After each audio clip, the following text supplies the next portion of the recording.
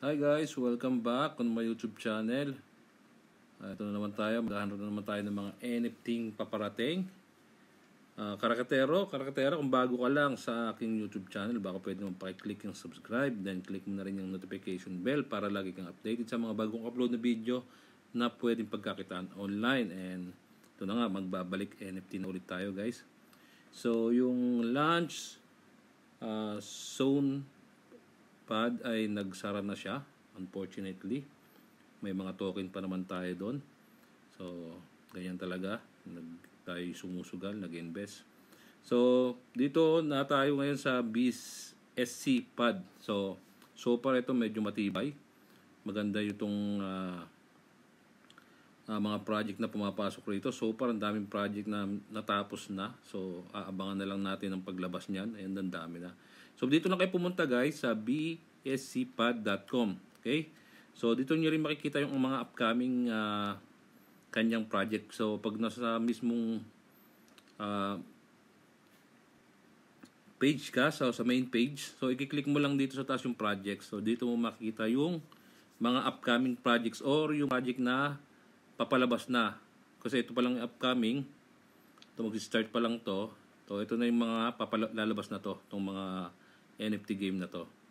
So hindi lang NFT game ito, meron din dito mga token. So kung mahilig kang mag-invest ng mga token, so rito maraming mga bagong palabas, okay, na token. So iba dyan, pwedeng mag-success, pwedeng hindi. So do your own research din bago nyo pasukin itong NFT, okay, and itong investment ng token. Dapat dito meron kang, it's either BUSD, okay, or USDT. So yan ang common na ginagamit na token dito, pambili, okay, or para makapasok ka sa kanilang private access sa kanilang bagong project, okay.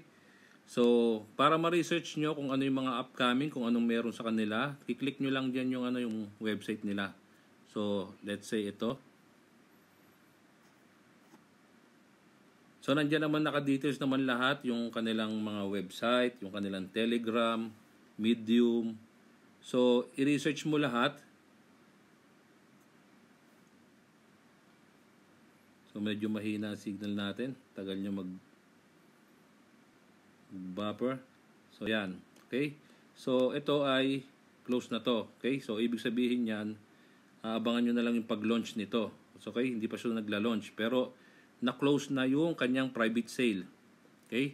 So again, para malaman nyo yung buong detalye dito sa project na to, nandito yung makikita nyo yung mga logo rito. So for example, ang pangalan niya ay Vapor Wallet. So sa right side dyan may makikita ka dyang mga logo. So yung circle, which is yan yung website, makikita mo na yung Twitter, so which is X na ngayon, Medium and Telegram. So i-click mo lang naman yan. So para gusto mo pang mabasa yung kanyang white paper, kung ano nga ba yung meron yung project na to. So ito basically token to. Okay, so tradable siya. So meron din siyang giveaway. So tradable siya sa sa Pancake, sa Bybit, Gate.io, MEX. So possible ito ay token to. So yung umiiwas sa rug pull, ito dito makakasigurado ka, hindi 100% na magsasucess to. Pero kung umiiwas kayo sa rug pull na token, dito kayo magpunta. Kasi ito talagang naka-stake to. So hindi mawi-withdraw ng dev.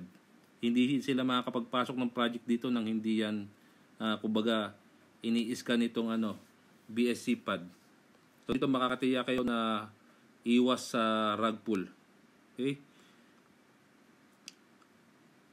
Again, kung gusto niyo mag-join sa mga papalapit mga bagong project,